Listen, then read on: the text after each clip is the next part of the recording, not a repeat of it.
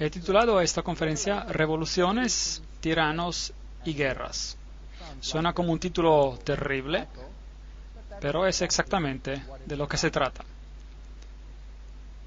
Vi una mujer sentada sobre una bestia escarlata llena de nombres de blasfemia. Apocalipsis 17:3. Aquí hay esta iglesia controlando esta bestia de color escarlata. Apocalipsis 13:4 dice, y adoraron al dragón, inconscientemente, sin saber, por supuesto, que había dado autoridad a la bestia, y adoraron a la bestia, la cual ha sido definida como ese poder que gobernó por los 1260 años, luego recibió la herida mortal y gobernará nuevamente al final de los tiempos. La hemos identificada básicamente como el catolicismo. Y adoraron a la bestia diciendo, ¿quién es como la bestia y quién podrá luchar contra ella? Y aquí se ven todos que se están inclinando ante esta bestia gigante, los reyes del mundo y las personas de alto rango de este planeta. Le dan homenaje, le adoran por medio de su obediencia y dándole el poder del Estado para tratar con cualquier asunto. Aquí está una cita interesante del libro Popery, Puseyism and Jesuitism, el libro Papado, Puseísmo y Jesuitismo. ¿Y a qué apuntan los jesuitas? Según ellos solo buscan la gran gloria de Dios, pero si usted examina los hechos encontrará que ellos apuntan únicamente a tener el dominio universal. Roma había perdido el dominio universal y la Reforma Protestante había sido un gran problema en este respecto, un gran problema. Ellos se habían vuelto indispensables para el Papa, quien sin ellos no podía existir, porque el catolicismo se identifica con ellos. Se han hecho indispensables para los gobernadores y llevan a revoluciones en sus manos. Y de esta manera, bajo un nombre u otro, son ellos quienes gobiernan el mundo.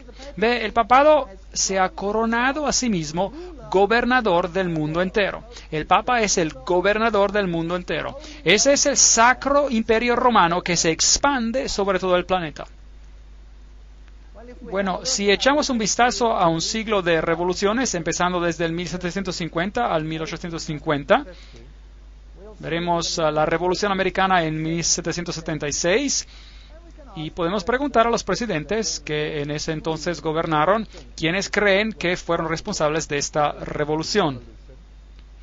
Luego está la Revolución Francesa, 1789, y la Revolución Española, 1823, la Revolución Polaca, 1831, las revoluciones alemana e italiana en 1848, y llegando a 1917 tenemos la Revolución Rusa, y luego básicamente ya era tiempo de guerra. De 1914 a 1918 que de hecho hizo la Revolución Rusa posible, y luego la Segunda Guerra Mundial de 1939 a 1945. Eso es mucho conflicto en este planeta. ¿Cuánta sangre se ha derramado en este planeta como consecuencia de estas revoluciones? ¿Y por qué? Porque un poder quería el control absoluto. Y la Biblia dice que el dragón le dio su poder para que todos sean sujetos a ese poder y a ningún otro. Bueno, miremos a esta cronología breve.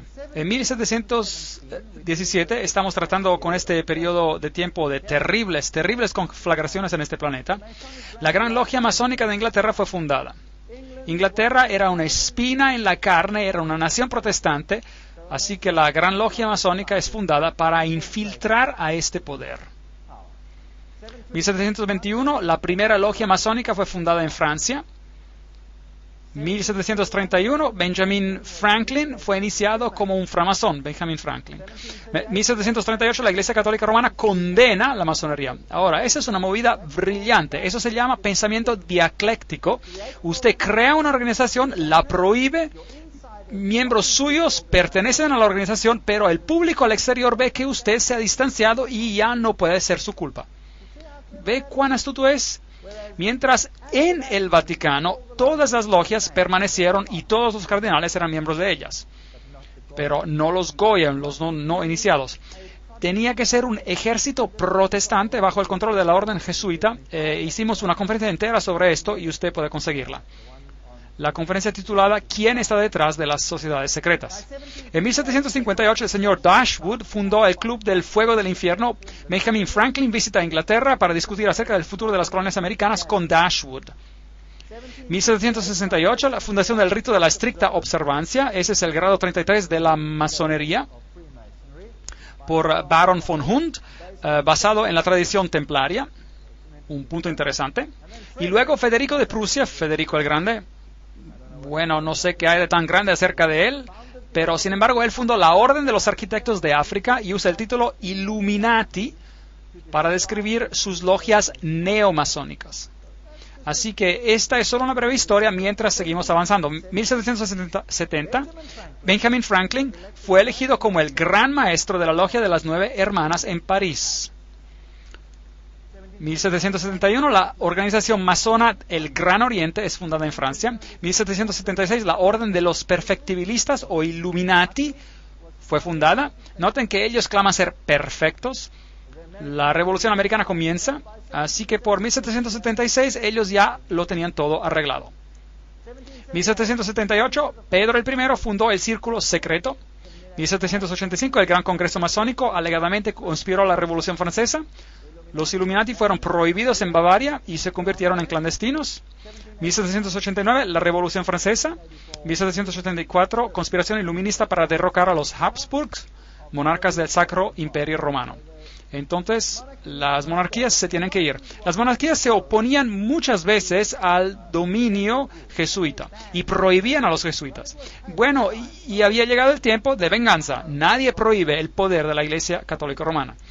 En 1816, John Adams escribió al presidente Jefferson de Estados Unidos: vamos a tener multitudes regulares de ellos en tantos disfraces como solamente un rey de los gitanos puede asumir, disfrazados en pintores, publicadores, escritores y maestros. Si alguna vez hubo un cuerpo de hombres que mereció la condenación eterna en la tierra y el infierno, es esta sociedad de Loyola. Ellos hablaban bien directamente en esos días. Viene del libro The New Jesuits, los nuevos jesuitas. Ahí está la cita. Todo lo que le digo tiene una cita. Ahora, muchos escritores advirtieron de esta gran conspiración de los jesuitas. Samuel Morse, recuerdan, el inventor del código Morse, escribió: el autor emprende a demostrar que una conspiración contra las libertades de esta república, está hablando de los Estados Unidos, está ahora en completo desarrollo bajo la dirección del astuto príncipe Metternich de Austria, quien, sabiendo de la imposibilidad de borrar por la fuerza de las armas a este ejemplo molestoso de una nación grande y libre, está procurando lograr su objetivo a través de la agencia de un ejército de jesuitas. La serie de hechos y argumentos que prueban la existencia de tal conspiración asombrará a cualquier hombre que abra el libro con la misma incredulidad con la cual lo hicimos nosotros. Esas son las personas que los presidentes creían que estaban detrás de todas estas conspiraciones. El presidente Abraham Lincoln mismo dijo: los protestantes de ambos el norte y el sur de Estados Unidos seguramente se unirían para exterminar a los sacerdotes y a los jesuitas si ellos pudieran saber de cómo los sacerdotes, las monjas y los monjes que diariamente llegan a nuestras costas bajo el pretexto de predicar a su religión no son nada más que los emisarios del Papa, de Napoleón el III, quien por supuesto era un alto framasón, y otros déspotas de Europa, para socavar, minar a nuestras instituciones, para alienar, distanciar a los corazones de nuestra gente de nuestra Constitución y de nuestras leyes, para destruir a nuestras escuelas y preparar un reinado de anarquía aquí, como lo hicieron en Irlanda, en México, en España, en donde quiera que haya cualquier pueblo que quiera ser libre. Esa es una declaración imponente. 50 years in the Church of Rome, 50 años en la Iglesia de Roma. El sacerdote Padre Chiniquy solía ser un católico, luego se convirtió en protestante. Esta guerra nunca hubiera sido posible sin la siniestra influencia de los jesuitas. Le debemos al papado que ahora vemos nuestra tierra enrojecida por la sangre de sus hijos más nobles. Abraham Lincoln, 1865, el 16º presidente de los Estados Unidos. Cartas privadas de Lincoln, quemadas por su hijo Robert, restablecidas por Charles Chicony, quien era el confidente personal del presidente. En una carta del 22 de enero de 1870, Mazzini escribió a Pike. Ahora, Alfred Pike es este alto framasón que escribió el manual, si desea, de la masonería escocesa. Él dijo lo siguiente: debemos dejar que todas las federaciones continúen así como están. Debe parecer como si las cosas fueran como en un principio, con sus sistemas, sus autoridades centrales y diversos modos de correspondencia entre los de los altos grados del mismo rito, organizados como están ahora, pero debemos crear un rito superior, que se mantendrá desconocido y que llamaremos a esos masones de alto grado que nosotros seleccionaremos. Con respecto a nuestros hermanos de la masonería, esos hombres deben ser comprometidos al secreto más estricto. A través de este rito supremo gobernaremos a toda la masonería, la cual este rito se convertirá en el centro internacional y aún más poderoso porque su dirección será desconocida. Albert Pike escribió una carta a Mazzini el 15 de agosto de 1871, en la cual él mencionó que debería haber una orden mundial, una orden donde todas las naciones estén bajo el control de una organización central. Y para poder lograr esto, planearon, y existen numerosas citas sobre esto, así que puse un número en la pantalla porque alguien dirá: no confío en esto, no confío en eso, no confío en el otro. Hay referencias allí, hay referencias aquí arriba, hay otras referencias en las otras diapositivas, así que esto viene de fuentes diferentes. Él dijo, y a propósito, esto estaba expuesto en el Museo Británico y podía ser visto allí hasta que lo sacaron. La Primera Guerra Mundial, para derrocar el poder de los zars en Rusia, el protector de la ortodoxia, de la Iglesia Ortodoxa, y provocar un Estado ateísta comunista. ¿Ocurrió eso? Sí. Ahora, eso fue escrito mucho antes de este evento. Mucho antes de este evento. Esto fue escrito en 1871. Esta guerra ocurrió en 1914. La Segunda Guerra Mundial. Eso también fue escrito mucho antes del evento, para originar entre Gran Bretaña y Alemania, para fortalecer el comunismo como antítesis a la cultura judío-cristiana y provocar un Estado sionista en Israel. ¿Alcanzaron este objetivo? Sí. De hecho, después de esta guerra, Israel en su forma presente fue restablecido bajo la protección de Gran Bretaña. Y luego, bien interesante, una tercera guerra mundial, una guerra del Medio Oriente, involucrando el judaísmo y el islam y esparciéndose a nivel internacional. Eso es fascinante. ¿Está esto en marcha? ¿Qué creen? Ciertamente suena como de que todo sigue según los planes. Otra cita. En caso de que no les guste esa cita, Mazzini con Pike desarrollaron un plan para 3 guerras mundiales para que finalmente cada nación estuviera dispuesta a rendir su soberanía nacional a un gobierno mundial. La Primera Guerra Mundial tenía que terminar con el régimen zarista en Rusia, y la Segunda Guerra Mundial era para permitir que la Unión Soviética controle Europa, y la Tercera Guerra Mundial era para llevarse a cabo en el Medio Oriente entre los musulmanes y los judíos y resultaría en el Armagedón. Interesante. Ahora, ¿cómo lo iban a hacer? Leamos lo que Albert Pike escribió acerca de esas guerras y cómo ellas serán desencadenadas.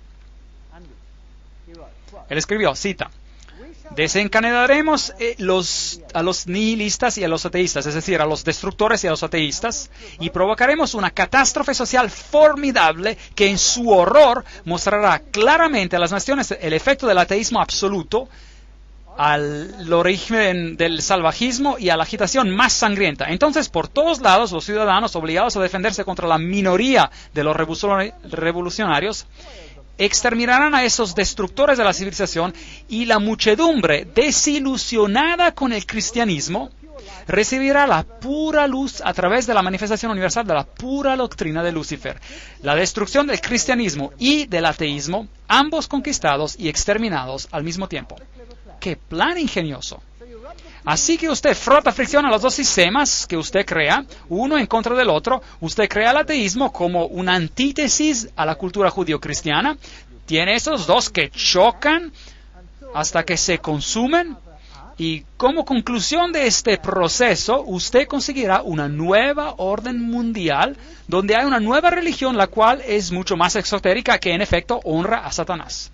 ¿No es este un plan bien ingenioso? Bueno, es muy exitoso. Es por eso que Ordo ab Chao es el lema, la frase, si quieren, que la masonería usa.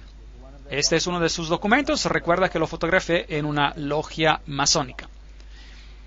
Y Weishaupt, el padre del jacobinismo, usted recordará que hablamos acerca de eso en Apocalipsis capítulo 11, y el jacobinismo era el poder que propagó la Revolución Francesa. Hablamos de esto en Apocalipsis capítulo 11, con el ataque a la Bastilla, el triunfo supuesto de la libertad, la diosa de la razón entronada en vez del cristianismo. Así que el cristianismo fue removido y otro reinado comenzó. La monarquía fue depuesta y Luis XVI y su esposa perdieron sus cabezas, la decapitación de María Antonieta, y eso puso un fin a esa monarquía. Luego Robespierre, él dirigió los clubes jacobinos y un reino de terror comenzó, que en su derramamiento de sangre y su violencia es bien comparable a cualquier cosa que hemos visto hoy. El gran filósofo, si desea, de la Revolución Francesa era Voltaire. Ahora, usted puede buscar estos hechos en cualquier enciclopedia británica. Ellos le dirán quién era Voltaire. Él era un jesuita.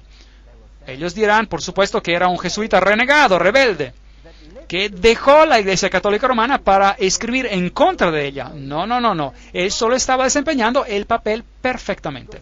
Ellos estaban preparando una antítesis. Usted se acuerda de la promesa que el jesuita hace, que tomaré un rol en uno o en el otro lado del campo y lo haré perfectamente siempre y cuando la Iglesia Madre gane. Bueno, sostener una pluma, es decir, escribir, es estar en guerra. El contrato social, el hombre nace libre y en todas partes él está en cadenas. Un hombre piensa por sí mismo como el maestro de otros, pero permanece más esclavizado que los que realmente son esclavos. Es verdad.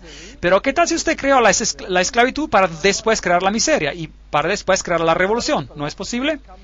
Entonces los filósofos se juntan y escriben una nueva constitución para este planeta llamada Los Derechos Humanos, la Declaración de los Derechos Humanos, 1798.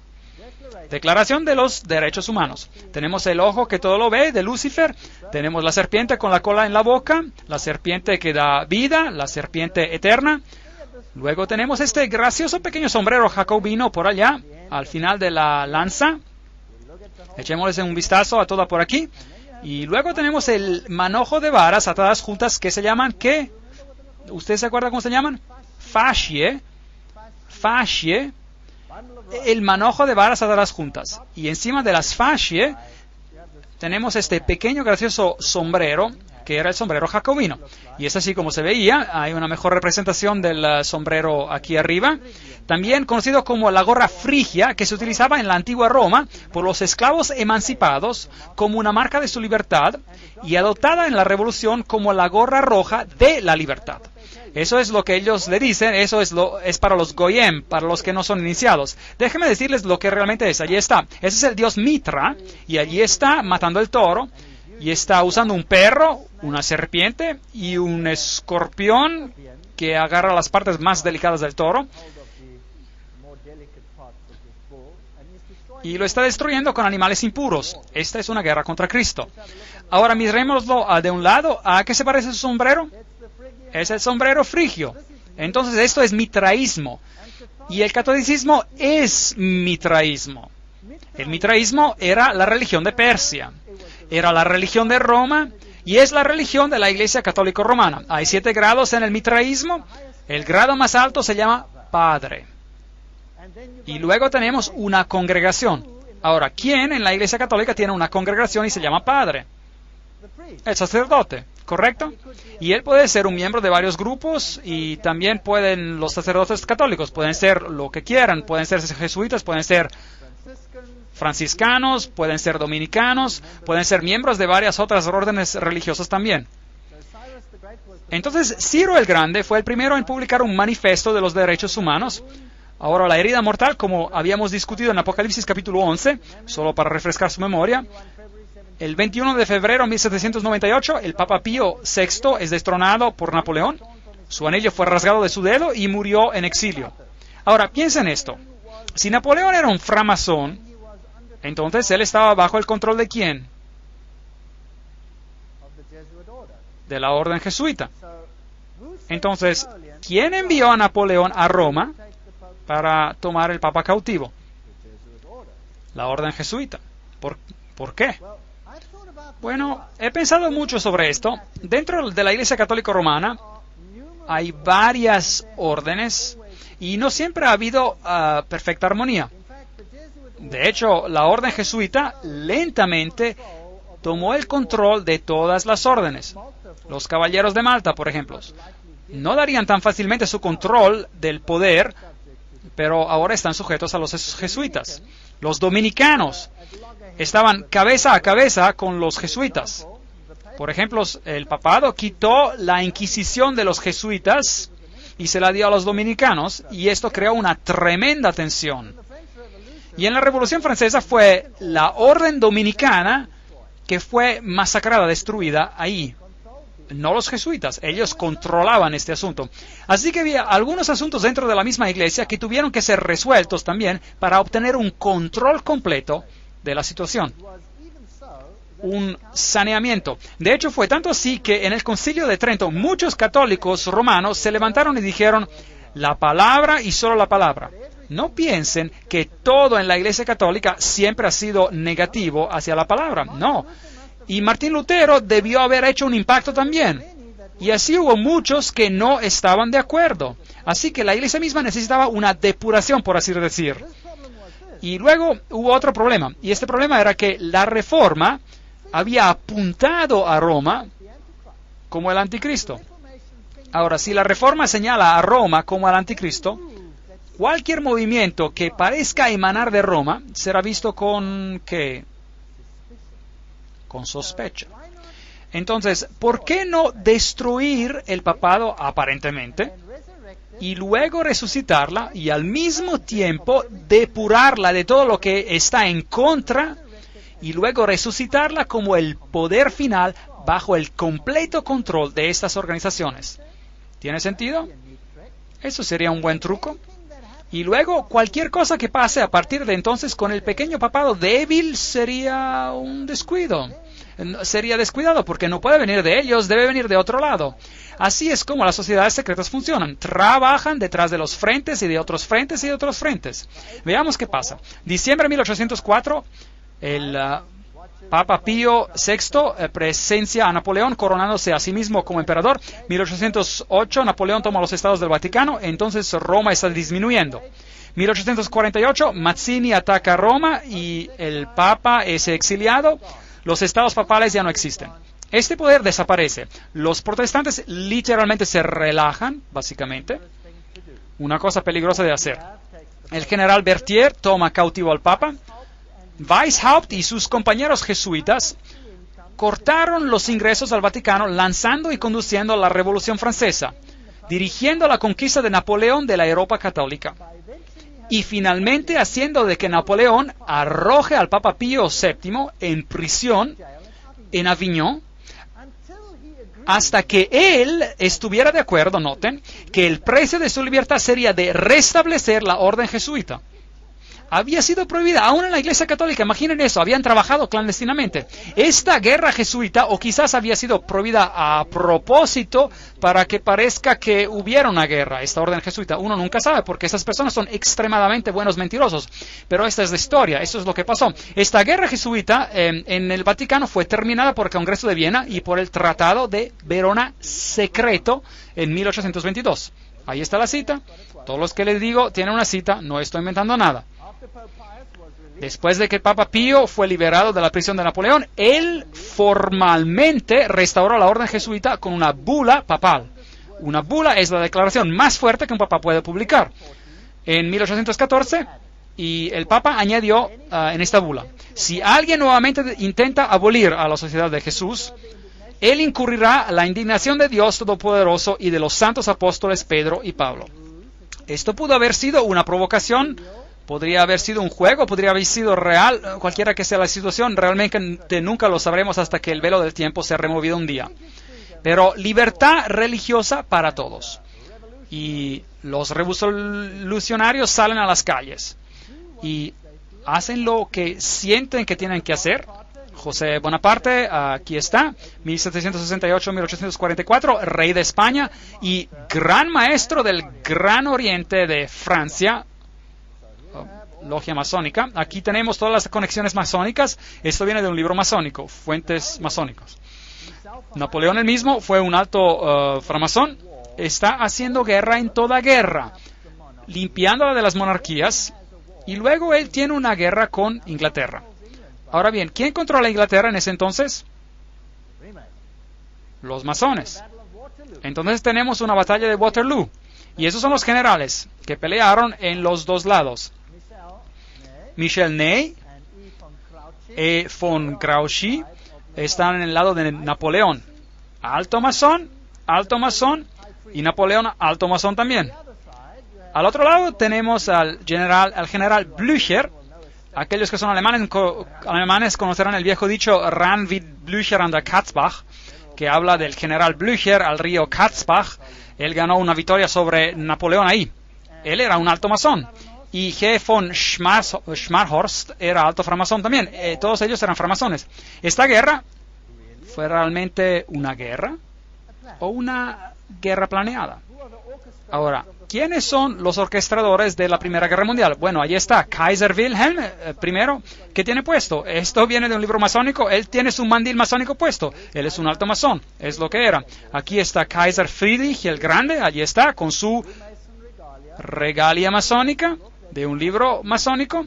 Están orgullosos que todos estos reyes eran todos framasones. Entonces, toda la situación de la guerra es planeada por framasones, quienes están siendo controlados por ¿quiénes? Por los jesuitas. Ahora, rápidamente echemos un vistazo a América. Aquí está este gran edificio, el Capitolio. Allí está la piedra angular del fundamento y dice, puesta masonamente el 17 de septiembre de 1932. Ok, en este tiempo América ya estaba controlada por la masonería. Por supuesto, las personas están totalmente inconscientes. Las instituciones continúan como antes, pero todas están siendo infiltradas. Si mira a la arquitectura, las águilas, el simbolismo, todo lo que tenemos acá es adoración del sol. Tenemos al mitraísmo ilustrado aquí. El plano de las calles de Washington es masónico. Tenemos a la cabra al revés de Méndez en el plano de la calle. Luego tenemos el compás y el juego de reglas. Y todo está en bloques de 13. Y el templo masónico está en la calle 13, etc. Todo el plano de las calles de Washington está hecho masonamente. Así que está dedicada a Lucifer. Claro que las personas están inconscientes de esto. La Casa Blanca fue luego construida con este tremendo falo por ahí. Tiene una altura de 555 pies, 555, no 666 pies, número que pertenece a alguien más alto en Roma. Esto es de 555. Y ¿no es interesante que 555 es el número que Hollywood usa ¿cuál es el número telefónico que en cualquier programa de televisión o cualquier de esos, es 5555, llame a 555? ¿Alguna vez ha escuchado eso? A propósito, Hollywood es la madera que ellos usaban para hacer la vara de las brujas. Así que está dedicado a Lucifer, es brujería. Pero eso es solo al lado del punto. Aquí está el falo. ¿Quién puso estas fundaciones? Los masones. Entonces preguntémosles lo que significa. Aquí está la enciclopedia de la masonería. No puede conseguir una fuente mejor que esta. Los obeliscos fueron originalmente erigidos en el honor al dios Sol.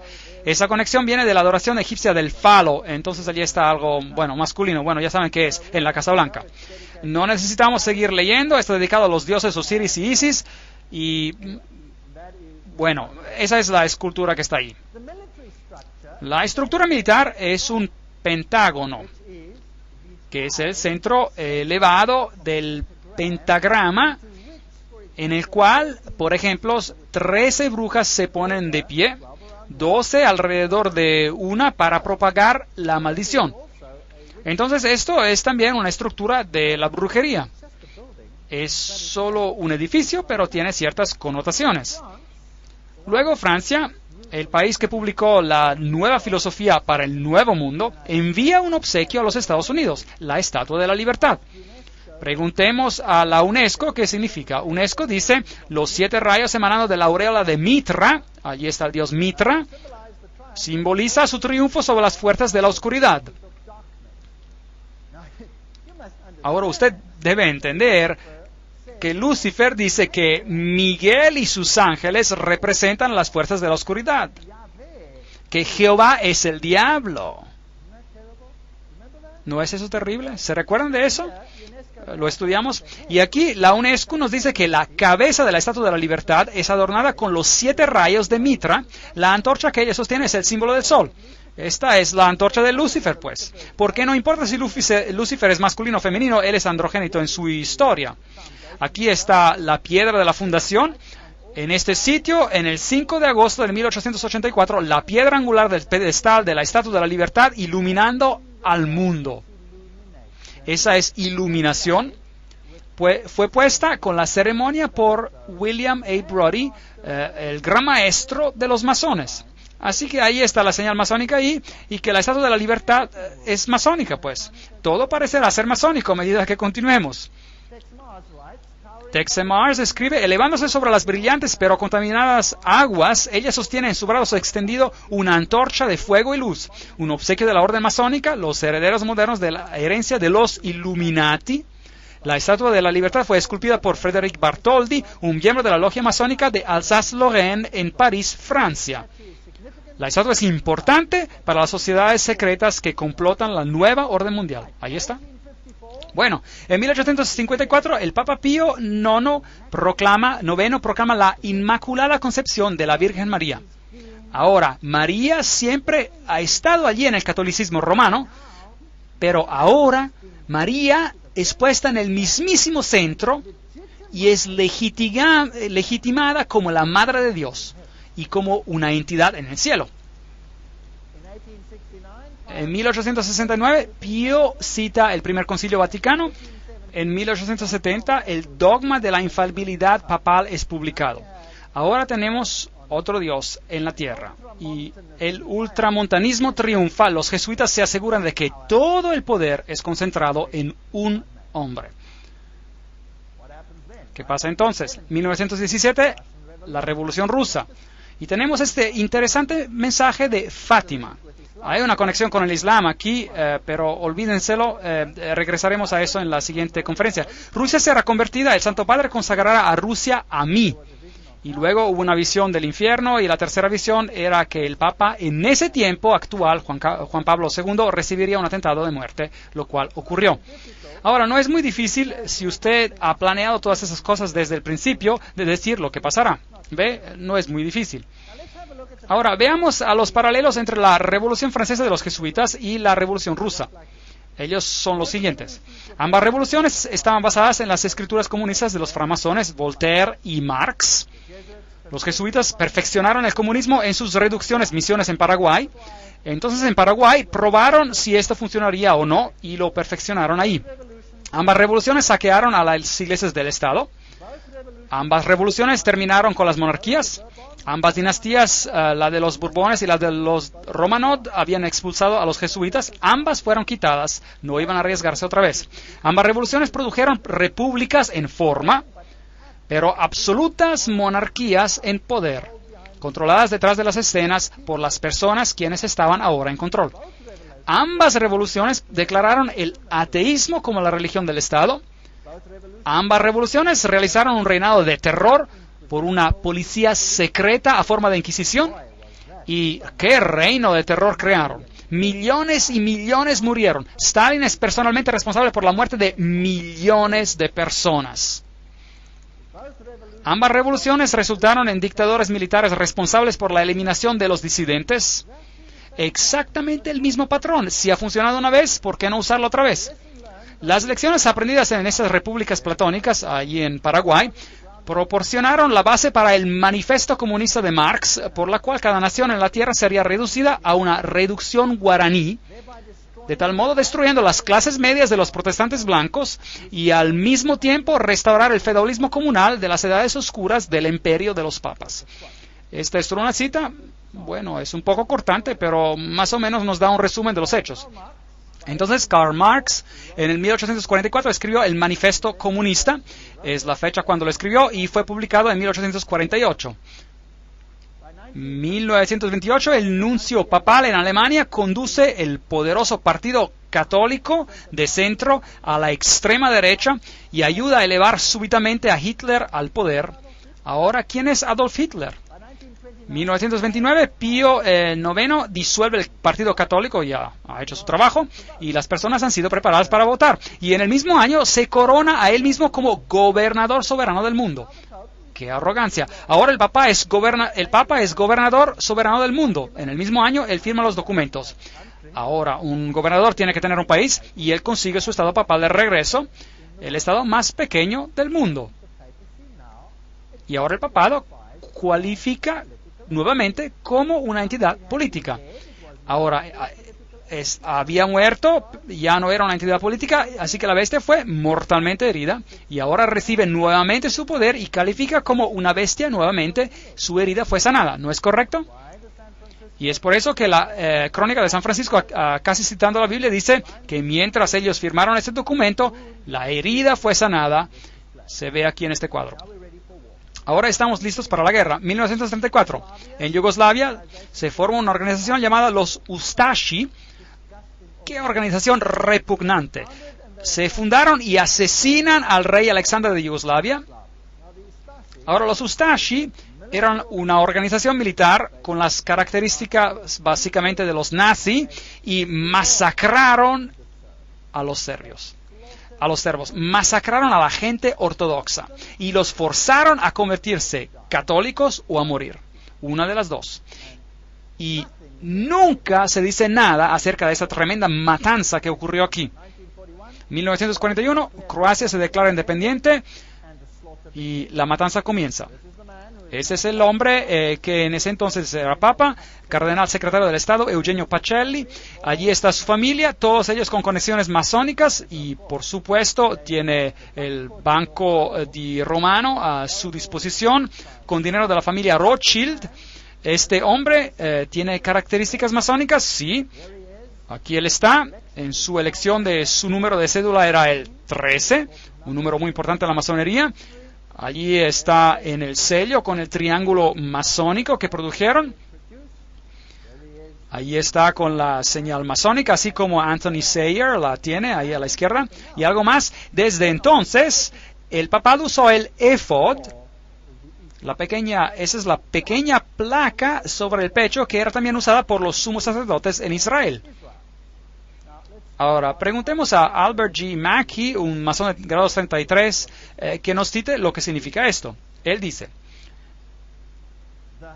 el gran sumo sacerdote del Real Arco de la Masonería desde el 1859 al 1865 en los Estados Unidos declara, en su trabajo estándar, es el aquí arriba, él dice, el sumo sacerdote del Real Arco usa oficialmente el éfod. Entonces, ¿quién es el sumo sacerdote de la masonería? Ahí está, el Papa. Bueno, Pacelli visitó a los Estados Unidos y conversó con este hombre, el presidente F.D. Roosevelt. Ahora, esa es una foto grande de una logia que probablemente nunca hubiera tenido que ser publicada y probablemente están muy enfadados que haya sido publicada, pero muestra a Roosevelt en su completa regalia masónica. Y ahí lo muestra con su fez, un sombrero de felpa en la cabeza, y está recibiendo un apretado de mano masónico. Note el apretado de mano masónico y un fez, sombrero interesante. Regresaremos a eso en la siguiente conferencia, que simboliza todo eso, porque están usando esos gorros, estos feces, y asigna a Myron Taylor como un enviado especial al Vaticano. Ahora, veamos a los líderes políticos de la masonería en los Estados Unidos, y solo estoy citando de varias fuentes y también páginas de internet, y habrá diferentes fuentes aquí, así que ustedes pueden examinarlas por sí mismos para mostrarles quién está en control en este momento. Veamos, vamos a repasarlos rápidamente y vamos a ver qué grados ellos son. Bill Clinton, de grado 33, Newt Gingrich, grado 33, Bob Dole, grado 33, Jack Kemp, grado 33, Storm Thurmond, grado 33, Colin Powell, grado 33, Jesse Helms, grado 33, Barry Goldwater, grado 33, Al Gore, posiblemente grado 33. Luego otros más, James Monroe, Andrew Johnson, James Garfield, McKinley Roosevelt, William Taft, Franklin Roosevelt, Harding, Lyndon Johnson, Gerald Ford, Ronald Reagan, George Bush, todos ellos, Yitzhak Rabin, Yasser Arafat, Príncipe Philip, Duca de Kent y muchos más. Aquí hay otra fuente, Saddam Hussein, qué interesante, tendremos que regresar a él, francmasón de grado 33. Tony Blair, de grado 33. Gerhard Schröder, primer ministro de Alemania, de grado 33. Benjamin Netanyahu, grado 33. Yasser Arafat, grado 33. Ronald Reagan, Gorbachev, Helmut Kohl, Shimon Peres. Helmut Kohl es también miembro del Comité de los 300. François Mitterrand, 33, era de la Logia del Gran Oriente, por supuesto. Yitzhak Rabin, Willy Brandt, todos esos de los tiempos pasados eran francmasones. Algunos más. Joseph Stalin era de los Illuminati, un miembro de la Logia del Gran Oriente. León Trotsky, de la Logia del Gran Oriente. Kissinger es un miembro del Comité de los 300. J. Edgar Hoover, 33. Cecil John Rhodes, Aleister Crowley. Walt Disney era un francmasón de grado 33.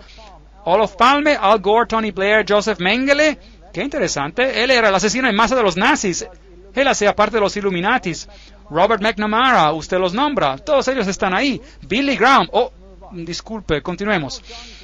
Colonel John Glenn, Buzz Aldrin, todos los que ve alguna vez han estado en el espacio tienen que ser un francmasón de los grados más elevados.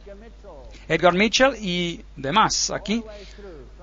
Hasta Francis Bacon, Lord David Owen, todos los negociadores, Richard Holbrooke. Solo estoy pasando por esta lista. Alan Greenspan, Peter Wallenberger, la reina Elisabetta, la segunda es la reina de los Bilderbergers, Príncipe Philip, la reina Beatriz, ella pertenece al Comité de los 300, Príncipe Bernard de los Netherlands, de los Países Bajos, Comité de los 300, y seguimos. Ted Kennedy, Rockefellers, David Rockefeller, Teng Hui, Barón de Rothschild, Hillary Clinton es la sexta gran dama, es una francmasona muy elevada, muy alta. Albert Pike, por supuesto, ustedes saben, Bertrand Russell, Otto de Habsburg, Weishaupt, hasta en los tiempos pasados. Aquí está Edward Hoover, el presidente Dwight Eisenhower, ahí lo honran con el grado 33, la Gran Cruz, en una ceremonia especial en la Casa Blanca. No tienen vergüenza de nada de esto. Aquí están casi todos los presidentes de los Estados Unidos en la galería presidencial de la logia. La fotografié yo mismo, entré a la logia, entré a la galería presidencial, fotografié cada una de esas, clic, clic, clic, clic, clic, clic, clic, y bueno, ya, lo hice ya. Y me salí. Bueno, ahí están todos como francmasones. Si miramos al dólar americano, norteamericano, algunas cosas muy interesantes ocurrieron durante el tiempo de Roosevelt. Ahí está el símbolo, ahí está ese símbolo. No tenemos tiempo para todo esto. En Dios confiamos. 1. Si usted ve ese símbolo aquí, dice Annuit Ceptis Novus Ordus Seclorum. Si usted intercala el hexagrama, entonces obtendrá esto ASNOM, lo cual son las letras de la palabra masón mezcladas. Si usted va al otro lado, apunta a objetos y luego lee ARLTO, Arlington. Hay mucho que hablar aquí, hay muchas cosas interesantes. Si va al 1 y a la media luna, hay una pequeña estructura ahí, es un micropunto, tendrá que conseguir una lupa para verlo.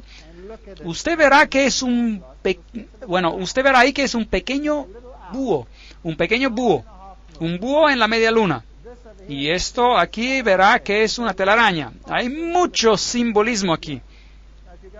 Ahora, si usted ve las monedas antiguas, verá que las deidades estaban asociadas con el búho y verá que cuando fuimos a la arboleda Bohemia, ¿qué adoraban ellos ahí?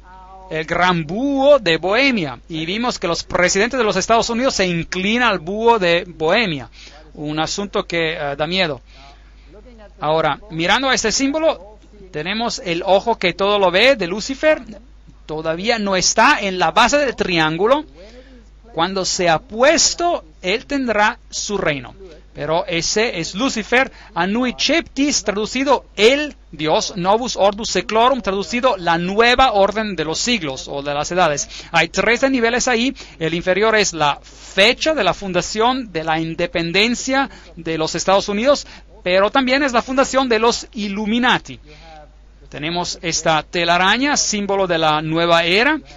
Tenemos por ahí la banda, la cinta de Lucifer. Usted lo verá por aquí, en esta iglesia católica romana, donde tenemos a Anubis, el fénix, un símbolo de Júpiter, el dios Júpiter, y la calavera y huesos, y allí tenemos la cinta, ¿la ve? Asociada con Júpiter. Está sobre la flama. Y todos estos símbolos nos cuentan una historia interesante. Al otro lado tenemos este símbolo, 9 plumas en la cola, hay 13 lanzas, hay 13 hojas, hay 13 pentagramas hechos en la forma de un hexagrama. Tenemos el águila, tenemos la declaración por aquí, e pluribus unum, fuera de muchos uno. Vamos a reunir a todas las naciones. Entonces ese es el simbolismo de una nueva orden mundial en el dólar. El mundo va a estar bajo de un gobierno central y ese gobierno va a estar bajo el control de Lucifer, no de Jesucristo. Aunque Jesucristo, por supuesto, sabe de esto y lo permite y está en última instancia en control. Él nos dice antes del tiempo que esto va a ocurrir y luego el final de la historia es que Jesús reinará sobre este planeta. En la sección previa estuvimos mirando los simbolismos del dólar americano y vimos como todos estos simbolismos son masónicos y aparecen en el dólar después del tiempo del presidente Roosevelt. Apocalipsis 13:11, después vi a otra bestia que subió de la tierra, tenía 2 cuernos semejantes a los de un cordero, pero hablaba como un dragón. Vamos a tratar con esta profecía en detalle en otra conferencia. Ejerce toda la autoridad de la primera bestia, la cual encontraremos definida como el catolicismo romano, que surgió antes, y hace que la tierra y sus habitantes adoren a la primera bestia, cuya herida mortal fue sanada. Ahora aquí hay un aliado protestante que impondría las doctrinas papales. Pero se hablará de eso en otra conferencia, una conferencia completa titulada Dos bestias se vuelven amigas. Si mira la arquitectura, es interesante. Este es San Pedro, es el edificio del Capitolio, donde está en el Senado del Parlamento norteamericano. La arquitectura es idéntica. Por supuesto, el edificio mismo fue diseñado, el americano, por la masonería, y la masonería está bajo el control ¿de quién? De la orden jesuita. Ahora miremos algunos de los simbolismos por allí y algunos de los interesantes asuntos. Ahora estamos listos para la Segunda Guerra Mundial y las 3 personas que desempeñan el rol principal entre los aliados son este hombre de aquí, Winston Churchill, y él era un ¿qué? Un framasón de grado 33. Vimos que Roosevelt, en su completa regalía masónica, era un framasón de 32 o 33 grados. Y luego tenemos a Stalin, quien era, por supuesto, un miembro del Gran Oriente, framasón de grado 33. Todos ellos están del mismo lado.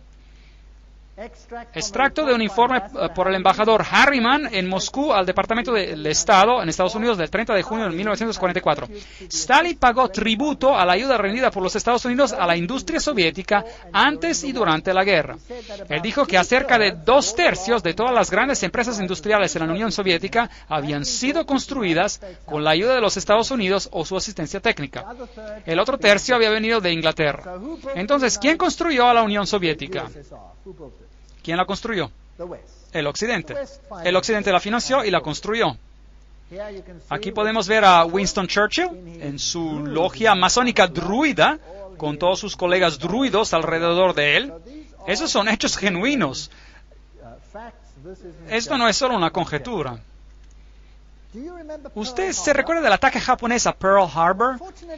Bueno, afortunadamente ya los 50 años del acta de secreto ya se pasaron y ahora está comprobado como un hecho, porque esto ha sido revelado, que ellos sabían que Pearl Harbor iba a ser atacado.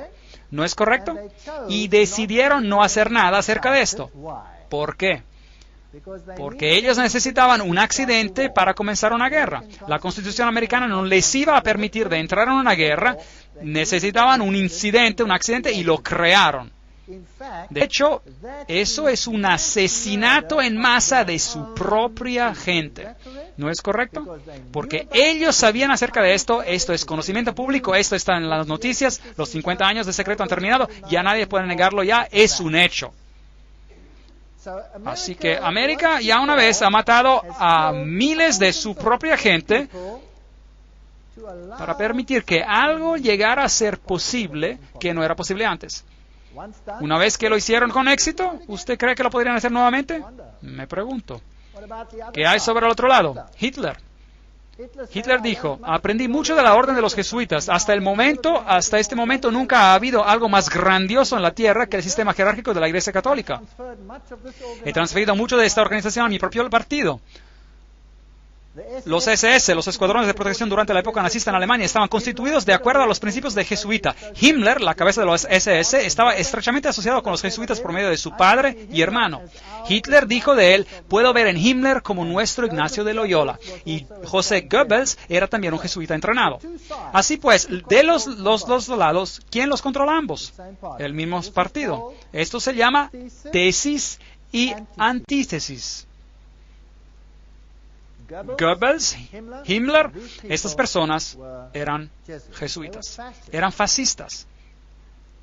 Adolf Hitler, fascista, usando el simbolismo del dios Sol, la cruz maltesa, los símbolos del dios Sol. Aquí él está con Hindenburg mismo, por supuesto un masón. Estas cosas fueron completamente planeadas, ganando la juventud a su lado. Una de las personalidades católicas principales para ayudar a Hitler al poder fue Franz von Papen. Y Franz von Papen, por supuesto líder del Partido Católico, ayudó en la subida repentina de Hitler al poder. Entonces la Iglesia Católica ayudó en la subida repentina de Hitler al poder. Y estas fotos son compuestas a propósito, tienen un significado masónico, pero regresaremos a eso más tarde. El Reichsadler, el águila del Reich, escondida como el símbolo masónico. Y la supuesta feliz alianza al principio, que luego se deteriora. Aquí vemos el saludo con las actividades masónicas asociadas con él.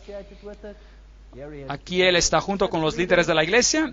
Y aquí puede ver a los cardenales saludando a Hitler con el saludo nazista de Heil Hitler. Así que la iglesia estaba muy envuelta con el movimiento nazi. Aquí hay todo un grupo de cardenales dando el saludo nazi de Heil Hitler. El Papa y el Führer. Usted se recordará que incluso hasta el día de hoy hay un tremendo enojo por el Papa Pío, que ahora, de hecho, ya está en su vía hacia la santidad, gracias a su conexión con el movimiento nazista. Bueno, aquí está el nuevo Reichsbischof, Ludwig Müller, el protestante que saluda a Hitler con un buen apretón de manos. El anterior obispo protestante ya no estaba en vida porque Adolf Hitler lo había ejecutado. Entonces este debió haber sido una marioneta en el contexto religioso. Así que los católicos y los protestantes uno al lado del otro. Ahora, entienda lo que es guerra. Pensemos en la guerra. ¿Quién es el problema en términos de la Iglesia Católica? Primeramente, la Iglesia Ortodoxa del Este había sido un problema. La Primera Guerra Mundial resolvió este problema. El zar había sido removido y la Iglesia Ortodoxa había sido sujetada, al igual que todas las iglesias, para hacer que se vea correcto, por el comunismo ateístico. Pero los líderes del comunismo eran todos católicos. De hecho, he viajado en muchos de esos países y las personas mayores de edad, todas me dijeron: ahora comprendemos Porque los líderes de los regímenes comunistas, porque ellos todos asistían a la Iglesia Católica. ¿Por qué si todos eran ateístas, eran tan buenos católicos? Bueno, este poderoso ejército se levantó, pero Alemania se divide. Está dividida. El norte de Alemania y particularmente el este de Alemania es todo protestante. Son luteranos. Y son escépticos del papado. Mientras que el sur de Alemania es todo católico. En los países ortodoxos como la entera Unión Soviética, tenemos a la Iglesia Ortodoxa controlando el pensamiento de las personas.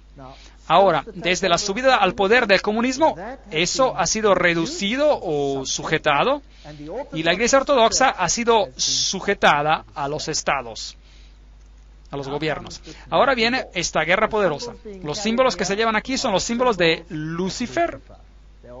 También se usa en la teosofía, allí puede verlos. Allí está la esvástica, la serpiente que todo lo ve. Y Adolf Hitler mismo era un tremendo ocultista. Por supuesto, como un iniciado de jesuita lo tenía que ser. Pero, por supuesto, su vestimenta, su máscara exterior de religión era el catolicismo. Usted encontrará la misma esvástica en el pie de Buda. Como les dije antes, fue un sacerdote jesuita, el padre Stempfle, y no Hitler, quien realmente escribió Mein Kampf, Mi lucha, el libro. Así que un jesuita escribió el libro. Los SS tienen los mismos símbolos como la sociedad secreta de calavera y huesos. La calavera con sus huesos cruzados, Meine Ehre heißt Treue, mi honor significa lealtad, fidelidad. Los SS habían sido organizados por Himmler de acuerdo a los principios de la orden jesuita y se convirtieron básicamente en la nueva, si desea, Inquisición. Y cualquiera que no obedeciera al sistema era destruido. Ahora, se lee mucho en la literatura sobre los 6 millones de judíos que fueron destruidos. Pero no leemos nada sobre más de 2,5 millones de personas de las más brillantes en Alemania. Todos los profesores, todos los alemanes inteligentes y altamente educados, quien fueron matados por Adolf Hitler. Hombres pensadores no pueden ser tolerados en tales regímenes. Degradar el pensamiento individual. Debemos de tener de un lado siervos y del otro la élite. De un lado a los goyems, el ganado, y del otro los super iluminados. Y muy irritante. Recuerden que la revista jesuita Civiltà Católica, medio de comunicación de los jesuitas, dice muy francamente, el fascismo es el régimen que corresponde más estrechamente a los conceptos de la Iglesia Católica. El fascismo es fascinante. Bueno, disculpen el retruécano, pero bueno, el fascismo tiene un líder central. Y ven, el Papa, finalmente, un líder central, control total sobre las personas, aunque la gente cree que está libre, porque consiguen todo lo que requieren. A diferencia del comunismo, ellos pueden tener derechos de propiedad, pero los derechos de propiedad están entre comillas, y regresaré más tarde a eso en otra conferencia, en caso de que usted haya sido engañado a creer esto. Ahora, aquí están las fascie, el manojo de varas acompañado por una hacha o por una lanza que simboliza el poder sobre la vida y la muerte, llevado por el oficial romano como un símbolo de autoridad. Bajo la República, el cónsul o pretor, cuando comenzaba una expedición, tomaba sus votos en la colina Capitolina, donde ahora se encuentra el Vaticano, de hecho, un hecho bien simbólico. Si él era aclamado imperator, en otras palabras, un líder por sus tropas, él cubría su fascia con un laurel y a su vuelta depositaba la corona sobre la colina de Capitolina. Todo conduce a Roma. Qué historia fascinante. Así que, donde usted encuentre los fascie, usted debe saber que Roma está detrás de esto. Los regímenes fascistas usan los fascie, así que los fascie pueden parecer como una hacha, o un hacha que puede ir a través, o puede ser una lanza, como lo era en la Revolución Francesa. Estas son las fascie. Ahora, ¿dónde encontramos las fascie? Un letrero para la campaña de 1888 para el candidato de la presidencia de Grover Cleveland. Benjamin Harrison lo derrotó, pero más adelante él ganó. Cleveland fue reelegido a un término no consecutivo de presidencia. Allí está en su águila en pie de 2 fascie. ¿Lo ven? El fascismo ocultado en los Estados Unidos. ¿Sabía que los Estados Unidos debería estar alejado como el cielo de la tierra en cuanto al fascismo? Bien, bueno, eso es fascinante. El edificio del Capitol en los Estados Unidos, si usted va a la cumbre, eso es el resultado. Fascie, fascie, fascie. Así que los Estados Unidos finalmente se convertirán en un estado fascista. Nadie hubiera creído eso hace 50 años, hace 100 años atrás, hace 10 años atrás, quizás ni siquiera 5 años atrás. Hoy, ¿cómo se ve? Hay control poderoso del Estado sobre cada uno, así como en los tiempos de los SS en Alemania. Si usted se mueve, está saliendo de una nueva ley, la cual vigilará a la gente del Estado. ¿Sí o no? Sí, el proyecto de ley llamado Patriota. ¿Ha escuchado de eso? Hay toda clase de leyes interesantes saliendo. Ahora, ¿de qué tipo de gobierno es ese? Interesante. Ahí está. ¿Sabía que las fascie aquí, la fascie detrás de la tribuna del podio de la Casa de Representativos en Washington, D.C., ¿las ve? Note, detrás de las sillas aparece un hacha dorada. Allí está. Y el hacha y las fascie. Así que de siempre lo saben. Solo están esperando por la oportunidad, pujando el tiempo. Monedas romanas antiguas con los fascie. Aquí está una fascie detrás de una moneda de 10 centavos en América, con una llama ahí. Una fascie en el dólar americano. Y los presidentes sentados a los lados de los fascie. Ahí está Washington. Incluso Abraham Lincoln se sentó en una silla con fascie. Aquí está la insignia de la Guardia Nacional. Tiene fascie. Hay fascie en la Estatua de la Libertad. Leamos lo que Anthony Sutton, se recuerda de este hombre que escribió acerca del grupo Calavera y Huesos, educado en la Universidad de Londres, Göttingen y California, investigador en el Instituto Hoover. Ese es un hombre importante. Veamos lo que él tiene que decir.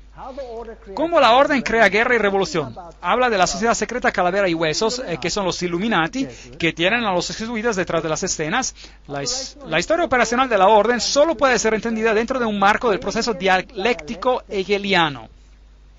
Hegel, el gran hombre que dijo, siempre crea dos direcciones, tesis y antítesis, y rózalas bien rosadas. ¿A quién le importa cuántas personas mueran en el proceso?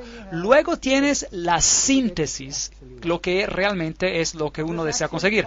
De este axioma sigue que el conflicto controlado puede crear una historia predeterminada. Por ejemplo, cuando la Comisión Trilateral discutió el manejo del conflicto, etcétera, etcétera, ya hemos leído toda esta cita antes, ya que la voy a pasar por alto. La síntesis, esto es el resultado del proceso, la síntesis buscada por el establecimiento es llamada la nueva orden mundial. Sin el conflicto controlado, esta nueva orden mundial no ocurrirá. Las acciones individuales aleatorias al azar de las personas en la sociedad no producirán esta síntesis. Es un síntesis artificial y por lo tanto tiene que ser creado. Así que uno escucha de una guerra aquí, una guerra allí, una revolución aquí, una revolución allí. Las revoluciones tienen que ser financiadas. Uno nunca escucha de dónde viene el dinero para financiarlas. ¿Quién financia las revoluciones? ¿Quién las controla? ¿Ven? Tenemos a nazis contra la Unión Soviética, Corea del Norte, el norte de Vietnam, ad nauseam hasta el hastío contra los Estados Unidos. El conflicto procura beneficios mientras empuja al mundo siempre más cerca del único gobierno mundial. Ahora, ¿no es lógico que eso es lo que Satanás quiere? Él quiere un único gobierno mundial. Así que en la filosofía hegeliana, el conflicto entre la derecha política y la izquierda política, o la tesis y el antítesis, en términos hegelianos, es esencial para hacer avanzar el movimiento de la historia y causar el mismo cambio histórico. ¿Han notado que cada país tiene un partido izquierdista y un partido derechista? ¿Han oído acerca de esto? Y su país también lo tiene también. De lo contrario, no habría razón de votar, ¿correcto? 2 de ellos.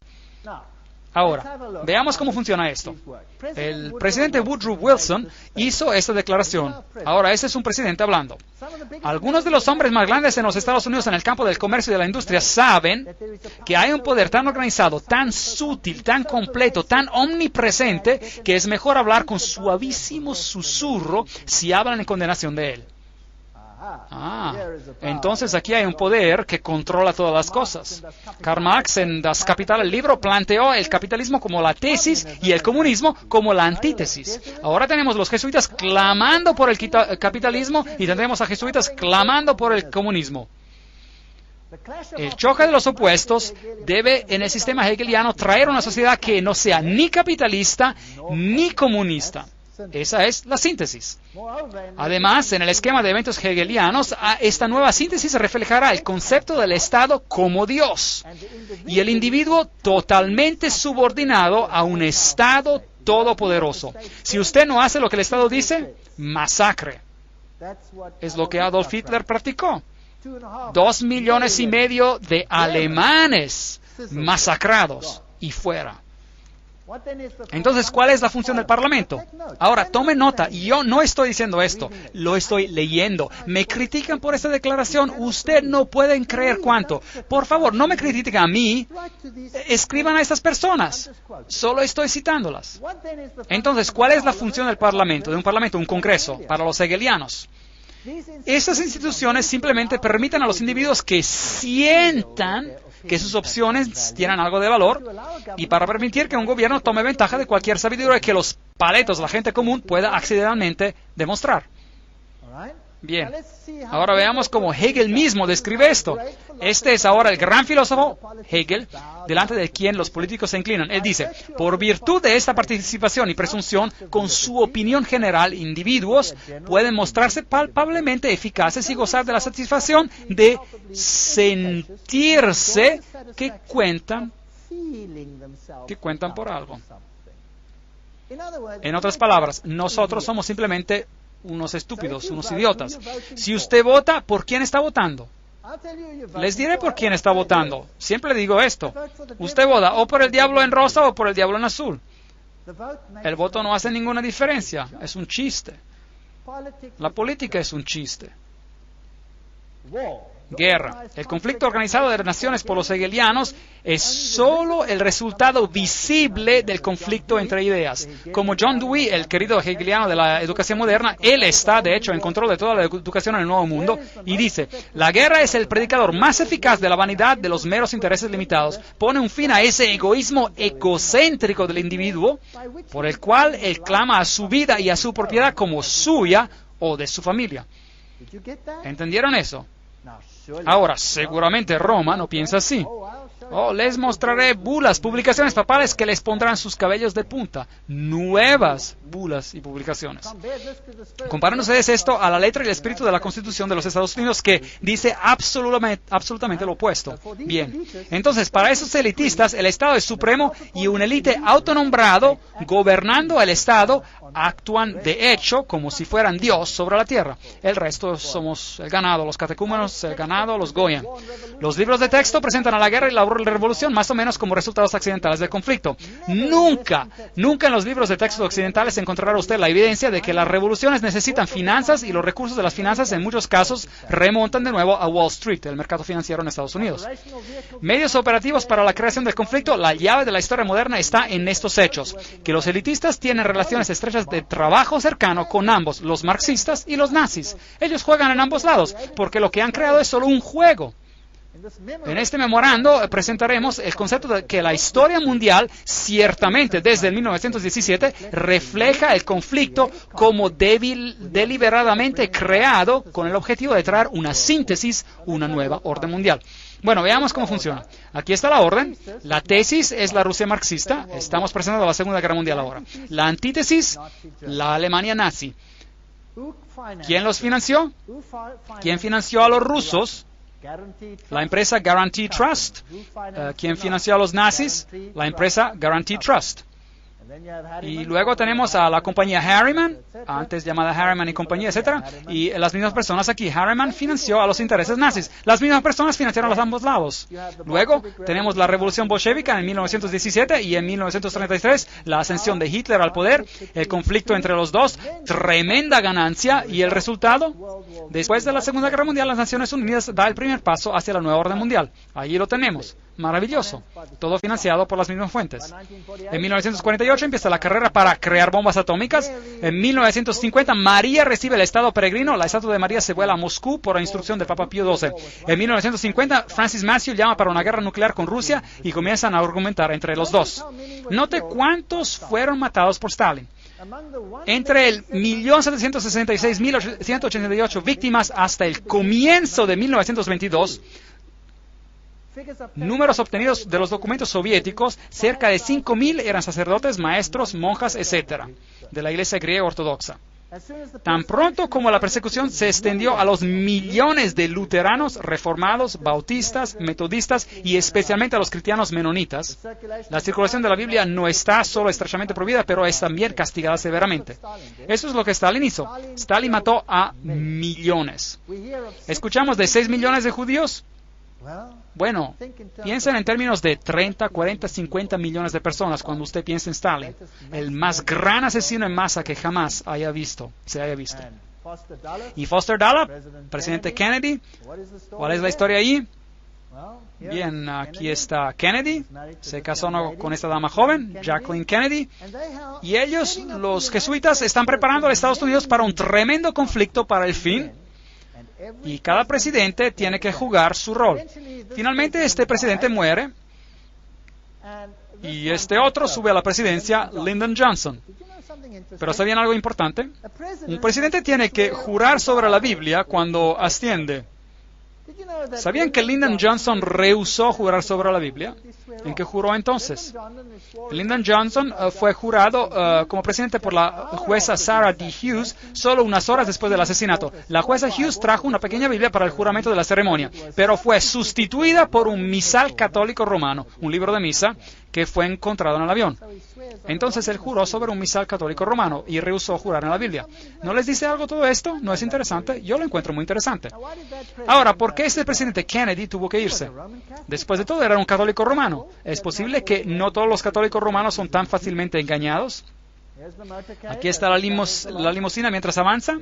Aquí tenemos a la señora Kennedy ayudando al agente de servicios secretos, Clint Hill, a subirse a la parte trasera del coche, donde el presidente fue disparado. Y aquí están las rosas que ella recibió. Muy interesante. Aquí está Dallas, el 22 de noviembre de 1963. John Fitzgerald Kennedy, 35º presidente de los Estados Unidos, visitó a Dallas. Eso es interesante. También el número 11 por ahí. Ese es el edificio. Aquí está el edificio de donde aparentemente fue asesinado. Desde esa ventana, así dicen, allí está, un poquito más grande. Y aquí está la placa donde escribieron lo que pasó. El 22 de noviembre el edificio adquirió su notoriedad a nivel nacional y alguien supuestamente subrayó esto, cuando Lee Harvey Oswald disparó y mató al presidente John F. Kennedy. La mayoría de las personas no creen que Lee Harvey Oswald disparó al presidente. El coche del presidente bajaba por esta calle, ese árbol todavía no estaba allí, y fue aparentemente disparado desde esa ventana ahí arriba y pasó aproximadamente donde estoy parado relativo a esta fotografía. Ahora note que mientras estaba bajando, él estaba viajando en este lado de la calle. Imagínense un montón de personas paradas en ambos lados y aquí hay una pequeña subida y cuando se acerca más allá a la subida, si sube más, hay una cerca de estacas. Y si usted mira desde la cerca de estacas, podía ver hacia abajo en la calle. Y aparentemente, cuando los disparos se dispararon, más de 100 personas, incluyendo la policía, no corrieron a ese lado arriba, pero corrieron hacia la subida, hacia la cerca de estacas. Ahora, ¿por qué corrieron delante del presidente y no hacia atrás del presidente? Aparentemente dicen que Lee Harvey Oswald fue el único que lo disparó y lo disparó por detrás. Y el disparo lo golpeó acá. Un disparo muy, muy increíble. De hecho, se ocurrió así. Solo que tiene un pequeño problema. La cabeza del presidente no fue hacia adelante, sino fue hacia atrás. Y el disparo le llegó aquí en la garganta y había una pequeña herida a la entrada por delante y una gran herida atrás. Entonces, ¿de dónde los disparos? ¿De dónde llegaron? ¿De frente o atrás? Él fue disparado desde el frente. No solo eso, hubieron disparos desde otros lugares, a los lados, y había una intercalación que todos llegaron al presidente. Hay hasta evidencia de que el chofer mismo, quien ocurrió ser zurdo, se dio la vuelta y disparó al presidente mismo con una pistola también. El presidente recibió disparos múltiples. De los testigos que corrieron hacia la valla de estacas, más de 100 de ellos, casi todos ellos, excepto por una o dos damas, de las cuales se le hizo burla, fueron asesinados también. ¿No es extraño? ¿No cree usted que sería extraño que todos los testigos murieron de manera extraña? Bueno, este es uno de los más grandes encubrimientos que probablemente jamás ocurrió. Aquí está la valla de estacas y cuando usted mira ahí, es así como estaba. Allí detrás de la cerca dispararía y sería la vista desde la cerca. Ahora estoy pretendiendo de estar ahí, yo tomé la foto yo mismo. La cruz estaría ahí, así que él dispararía al presidente a esta corta distancia y le dispararía de la parte lateral y enfrente. Ahora es interesante que la cabeza del presidente se sacudió hacia atrás y a su izquierda. Así. Eso significa que él debió ser disparado del lado frontal, ¿correcto? ¿No es eso lógico? Ahora, ¿estoy diciendo esto o es un conocimiento público? Eso es conocimiento público. Y aún así es denegado por el gobierno, porque tienen un culpable, Lee Harvey Oswald. Allí está el lugar donde Kennedy murió, directamente desde la valla de estacas. Ahora, veamos cómo JF Kennedy murió y veamos la producción de la televisión sobre este asunto y luego usted hará su propia decisión. El título del video: Dallas, Texas, 22 de noviembre de 1963. Presidente John F. Kennedy asesinado 37 años después. El pueblo americano aún no sabe la verdad. Engaño, engaño, engaño. Regresemos a ese día en Dallas. La fecha era un 22 de noviembre. La hora, poco antes de mediodía.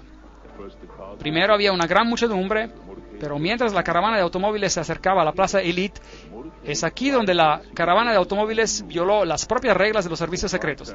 Mientras el auto daba una curva, bajó su velocidad de 40 millas por hora a 7 millas. Fue precisamente allí que los golpes se dispararon. Por 6 segundos, los ocupantes en el carro de Kennedy fueron golpeados por las balas. Kennedy se agarró de su garganta. La cabeza de Kennedy explotó, empujada por una gran fuerza hacia atrás y hacia la izquierda. Entonces, y solo entonces, el auto del presidente aceleró rápidamente y siguió. Lyndon Johnson, el nuevo presidente, ordenó a una comisión federal de investigar el crimen. La comisión Warren nos ha dado la versión oficial. Lee Harvey Oswald había actuado solo. Pero si todos los 3 disparos habían venido de atrás, entonces ¿por qué la cabeza del presidente voló hacia atrás? ¿Por qué tantas personas, incluyendo a policías, no corrieron hacia el almacén de libros donde estaba Oswald, pero hacia la cerca? Si la comisión de Warren estaba en lo correcto, ¿por qué tantos testigos alegaron ver algo completamente diferente del informe oficial? Hasta unas 177 personas murieron simplemente por saber demasiado. El momento en que Kennedy fue matado, un encubrimiento masivo entró en operación. Testigos fueron amenazados y muchos de ellos asesinados. Jean Hill, entrevistada inmediatamente después. Un disparo salió y él se agarró del pecho, hubo un intervalo y 3 o 4 disparos más se escucharon. La limusina ya había acelerado. Con nosotros ahora está Jean Hill, quien estuvo más cerca del auto del presidente que cualquier otro durante los disparos. Señorita Hill es una profesora de primaria en Dallas y ha estado en constante temor de su vida por los últimos 29 años. Comprendo que 2 hombres, alegando de ser agentes de los servicios secretos, la interrogaron después del asesinato. ¿Qué le preguntaron? Me preguntaron lo que había visto. Les dije que había visto la cabeza del presidente, que vi a un francotirador desde el montículo, la subida, y que escuché de 4 a 6 disparos. Pero ellos me dijeron que solo escuché 3 disparos. ¿La entrevistó alguna vez la comisión de Warren? Oh, sí, fui entrevistada por nuestro inspector, quien, trató mucho de desacreditar todo lo que dije. Él me acusó de muchas cosas, desde una aventura amorosa mezquina, de buscar fama, o simplemente de estar mintiendo. Habla el inspector del asesinato. Hemos encontrado los hechos reales y ciertamente nadie en los pasados 25 años ha comprobado que nuestras conclusiones básicas son incorrectas. Fue el inspector quien vino con lo que llaman la teoría de la bala mágica, que hace ver cómo una bala se fue a través de ambos Kennedy y el gobernador de Texas, John Connally. La bala fue más tarde descubierta virtualmente intacta en la camilla del hospital de Connally. La verdad, si hubiese sido conocida, si hubiese salido, hubiera revelado de que sí había una conspiración. Una conspiración para matar al presidente necesitaba una persona a quien echarle la culpa, alguien quien tomaría la culpa. Hubo muchas cosas que supuestamente usted no debería haber visto, como la prueba de parafina dada a Oswald que probó con seguridad que Oswald no había disparado con un arma en aquel día.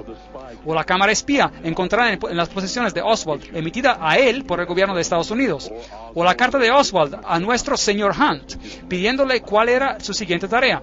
El único señor Hunt del que sabemos, en este caso, es el señor Howard Hunt de los servicios secretos americanos, quien compartía la misma oficina con Oswald en Nueva Orleans, la oficina que pertenecía a Guy Bannister, el jefe de la Policía Federal Americana. No solo estaba de dirección a los supuestos folletos pro Castro de Oswald, pero la cuenta de Oswald usaba para imprimir los folletos pertenecía a los servicios secretos americanos. Howard Hunt con los servicios secretos americanos, Guy Bannister con la Policía Federal Americana y Lee Harvey Oswald, todos en la misma oficina. Aquí está una teoría de cómo el presidente Kennedy fue asesinado. La caravana de automóviles de Kennedy fue preparada para dos curvas, llevándolo directamente a una triangulación. El primer disparo vino desde la valla de estacas. Llegó a la garganta de Kennedy. El segundo disparo vino desde el edificio Daltex, al lado del edificio del almacén de libros. Este entró en la espalda de Kennedy. El tercer disparo vino desde la esquina sureste del edificio del almacén de libros y vino desde el séptimo piso. Llegó al gobernador Connolly. El cuarto disparo vino desde el edificio Daltex, falló un poco, golpeó a la acera hiriendo a una persona que estaba allí. El quinto y el sexto disparos fueron disparados casi simultáneamente desde el almacén y desde la valla de estacas.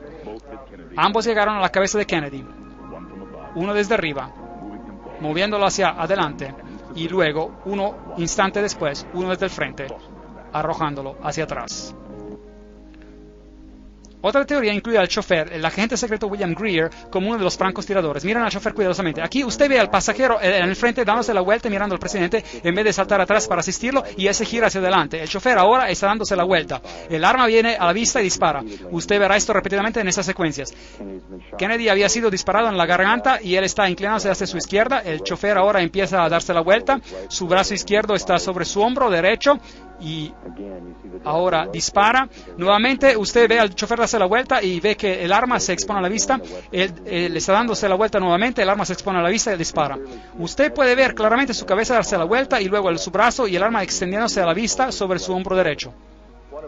Una de las primeras actividades de William Greer, el chofer, después de que la limusina presidencial llegó al hospital de Parkland, fue de obtener un cubo y una esponja y agua y comenzar a lavar la sangre y pedazos de cerebro de la limusina del presidente. Hay una nueva teoría acerca del asesinato de John F. Kennedy. Un científico del gobierno indica que las cintas audio de la policía proveen nueva evidencia de que hubo un segundo francotirador. Si pudiera ser probado que el sonido en la cinta fue un disparo y que de hecho vino desde la subida de hierba, entonces proveería algo de evidencia de que hubo un segundo francotirador además de Harvey Lee Oswald. Pero hasta ahora pocos están de acuerdo con la conclusión hecha por Thomas. Hola. Sí, Ray, adelante, por favor, hable. Me gustaría saber por qué ha tomado tanto tiempo para obtener esta información y que la verdad sea expuesta. Le responde Víctor Marchetti, un oficial de la Policía Secreta Americana. Durante el tiempo del asesinato, en primer lugar, todavía no se ha comprobado y no creo que nunca se va a comprobar. El secreto en el gobierno está diseñado para un propósito y solo un propósito. No es de guardar al enemigo o a la oposición de saber lo que está ocurriendo, pero de guardar al pueblo americano de saber lo que está ocurriendo. Y toda la evidencia que existe, o quizás alguna vez haya existido, que implicaría al gobierno en el asesinato de Kennedy, puede estar seguro de que esta evidencia está ahora destruida. Así que, aun si todo se comprobara ahora, las posibilidades de solucionar el asesinato de Kennedy y de dar la culpa a la parte culpable es casi imposible. ¿Por qué alguien mataría a un presidente tan popular de los Estados Unidos? Kennedy estaba cambiando el status quo. Él decidió que ya no podía confiar en los servicios secretos americanos. Él estaba transfiriendo las operaciones secretas directamente al jefe del Estado Mayor Conjunto. Poco después despidió a Alan Dulles, quien había sido el director del Centro de Inteligencia desde el 1953. Kennedy continuó haciéndose enemigos mientras se retiró de la confrontación mundial. Él ordenó a las tropas americanas de que se salieran de Vietnam. Bueno, ustedes vieron al chofer dar la vuelta. Si usted pudo verlo, era difícil verlo. Usted puede ver su cabeza volcar atrás de Kennedy.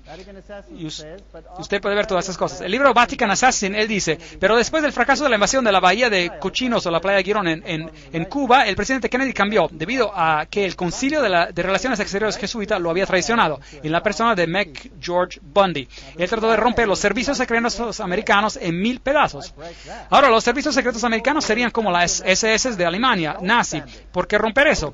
Luego él llamó por el regreso de la moneda americana al estándar de oro. Ese era un problema mayor. Eso pararía la Reserva Federal. Y otra cosa que él dijo, voy a separar a la Iglesia y el Estado. Creo que ese fue un gran error que él hizo en los ojos de los jesuitas.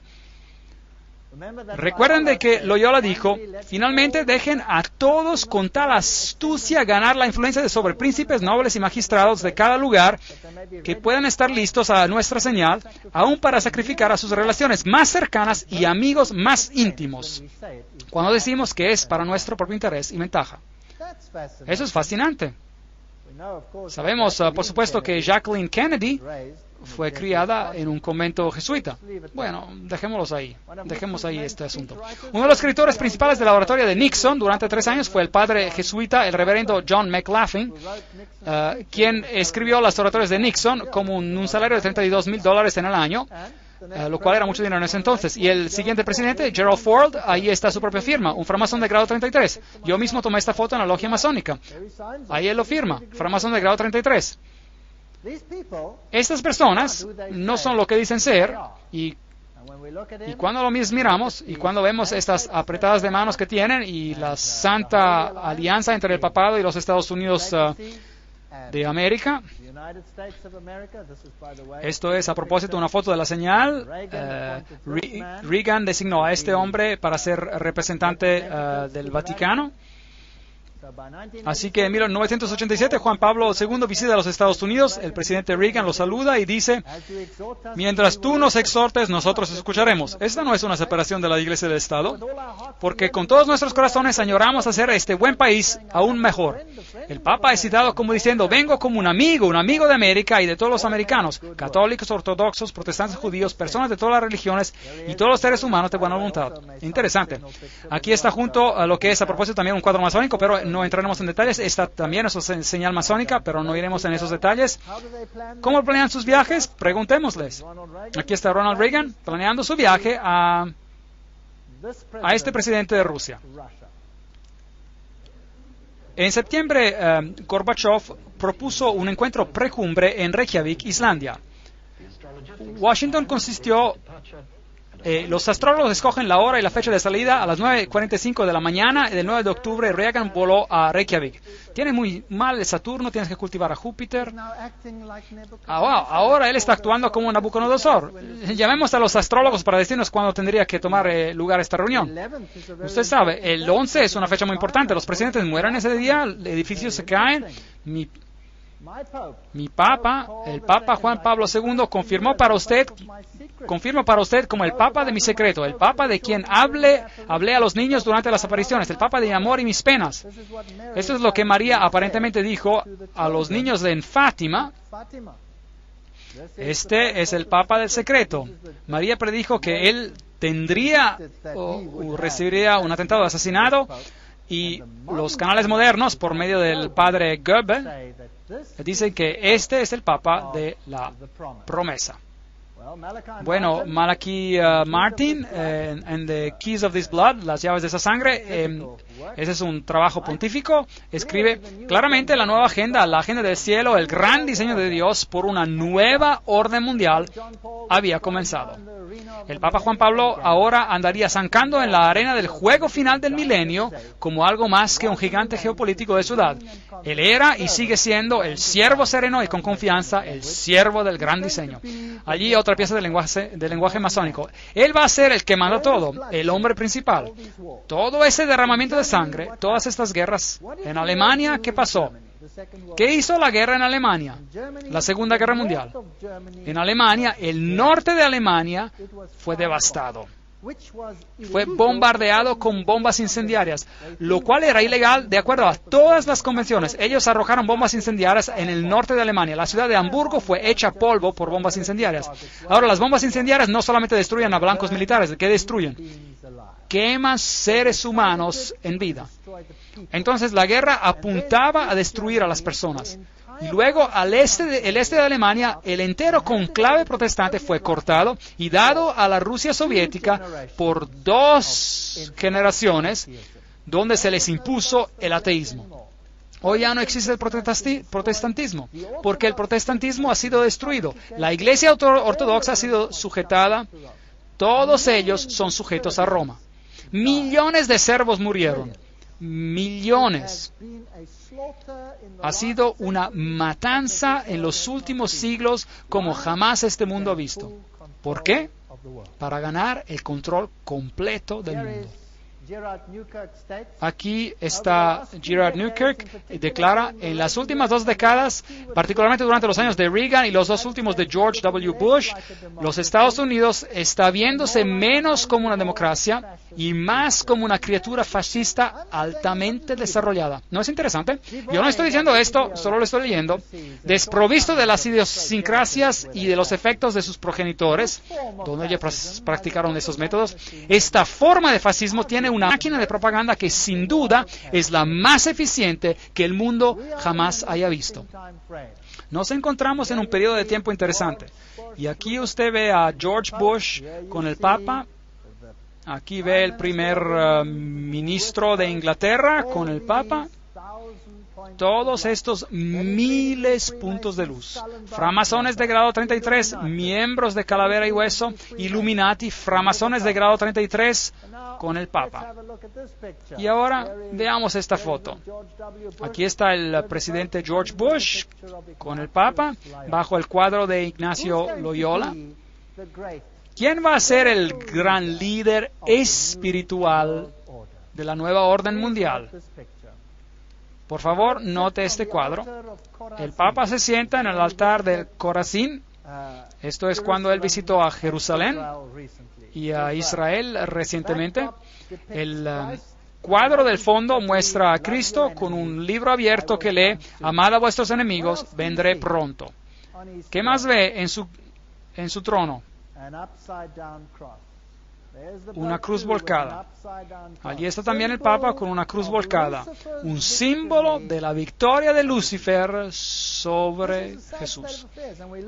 Ese es un triste estado de asuntos y vimos a las enseñanzas del iluminismo, vimos a las enseñanzas de la orden masónica, vimos a las enseñanzas de las sociedades secretas y vimos que Lucifer es su Dios. Así lo dicen ellos mismos. ¿Y qué tenemos que hacer? Salir de ella, mi pueblo. Salid de ella, mi pueblo, para que no sean partícipes de sus pecados. Creo que estamos en el umbral de la historia. Creo que los eventos finales se están desenvolviendo. Y creo que no necesitamos temer, porque Dios dijo que Él les daría la oportunidad de mostrar sus intenciones verdaderas. La apostasía final contra Dios terminará en la victoria más grande que el universo jamás haya visto y el reino de Dios muy pronto vendrá. Si usted creía que esto estaba bien allá en el futuro, tengo noticias para usted. Está a la puerta. Jesús viene pronto. Gracias.